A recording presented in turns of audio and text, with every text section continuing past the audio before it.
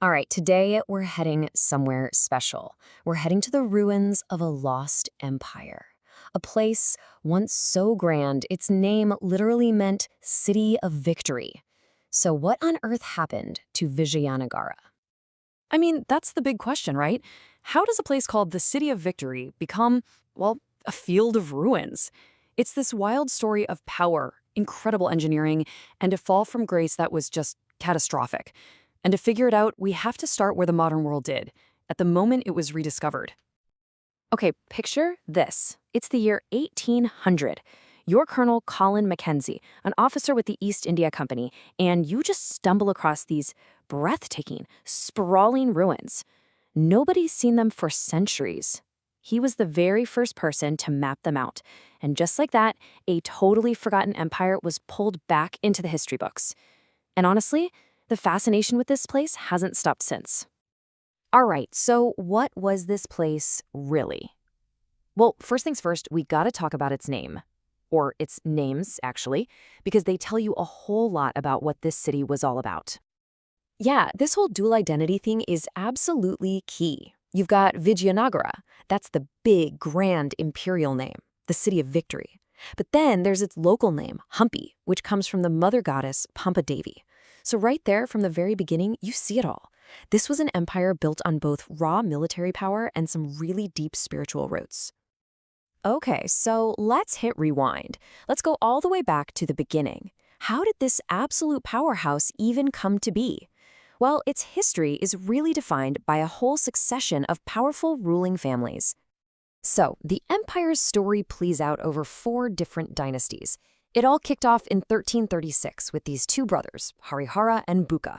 After them came the Saluvas, and get this, they were military commanders who just seized power. That tells you right away how important the army was. Then came the Tuluva dynasty, and this is when the empire reached its absolute shining peak. And finally, you have the Arvidu dynasty, who were in charge during the long decline. It's that classic cycle, isn't it? Rise, glory, and the inevitable fall.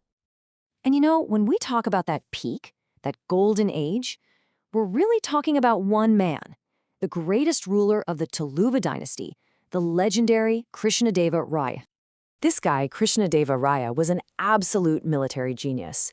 His reign was just this whirlwind of conquest. First, in 1512, he grabs the super fertile lands between two major rivers. Then, just 2 years later, he brings the rulers of Orissa to heel. And by 1520, he delivers a totally crushing defeat to his rivals, the Sultan of Bijapur. He was just this relentless, unstoppable force of expansion. But here's the thing, he wasn't just a warrior. No way. He was a master builder, leaving his mark all over the capital. He put up these magnificent temples with towering gateways, they're called gopurams, and he even founded a brand new town in his mother's honor. So when he died in 1529, it was a massive turning point. With its greatest champion gone, the empire's foundations, well, they started to show the first tiny cracks. So, you gotta wonder, how did this empire keep going for more than 2 centuries? The secret sauce, really, was in its brilliant systems of power and defense. And they were totally unique for their time. Okay, so the power structure was basically split in two. At the very top, you had the Rayas. They were the supreme kings. But their authority across this huge empire was actually enforced by the Nayakas. These guys were powerful military chiefs. And this delicate balance of power between them, that was the engine that made the whole thing run. And it was all managed through this super clever system called the Amar Nayaka system. Here's how it worked. The king, the Raya, grants a chunk of territory to a military commander, a Nayaka. In return, that Nayaka has to maintain an army, with horses and elephants. He collects all the taxes from that land, and then he pays a big tribute back to the king every year. It was a brilliant way to control a massive empire, for sure. But it had a fatal flaw. The whole thing relied on having a strong king. The second you got a weak ruler on the throne, any one of those powerful commanders could suddenly look a lot like a rival. And the city wasn't just well-run. It was famously well-defended. I love this. A Persian ambassador named Abdur Razak visited, and he was just completely blown away. He wrote, and I'm quoting here, "The pupil of the eye has never seen a place like it. There existed anything equal to it in the world. I mean, wow." So what was it that impressed him so much? Okay, just look at the genius of this design. The city was protected by not one, not two, but 7 lines of walls. But here's the truly brilliant part. These walls didn't just wrap around the city center. No, they encircled everything: farms, forests, water sources. An invading army could camp outside for months and the city could just keep feeding itself. And the way they were built? Just as smart. Massive wedge-shaped stones that interlocked perfectly. No mortar, no cement, nothing. Just pure, brilliant engineering. So, an unconquerable city, a massive army, a clever system of government, which brings us right back to our original question. How did it all fall apart? Well, the answer lies in a super high-stakes political gamble that went disastrously, horribly wrong. See, after Krishnadeva, the real power behind the throne was this guy, Chief Minister Ramaraya. He was a master strategist for sure, but his cleverness came with a big dose of arrogance. His whole plan was to play his rivals, these northern sultanates, against each other, like they were just pawns on a chessboard, all to make sure Vijayanagar stayed on top. But then, in 1565, the whole thing backfired. Big time. The sultanates finally figured out what he was doing. They stopped fighting each other and formed one huge alliance against him.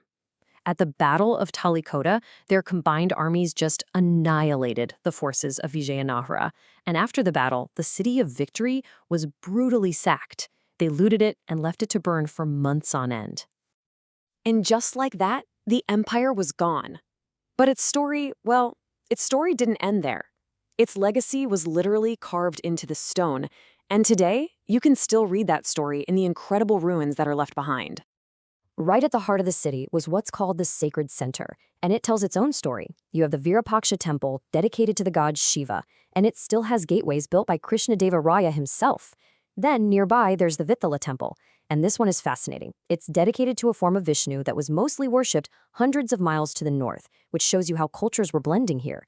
And inside that temple complex is its most famous feature of all, an unbelievable stone chariot. And this thing, it's not just some amazing piece of architecture from the past. Over the centuries, this single structure has become a true icon. It's a symbol of India's incredibly rich artistic and religious heritage. And this right here, this is the most powerful connection to our world today. If you've ever held a 50 rupee note from India, you have held a piece of this history in your hands. That picture on the back, that's it. That's the stone chariot from the Vithala temple. Think about that. A relic from a 16th century empire, a city of Victory that fell into ruin, is still circulating in the hands of millions of people every single day. Which kind of leaves us with one last thought, doesn't it? The mighty Vijayanagar Empire is gone. Its palaces are dust. Its armies are a memory.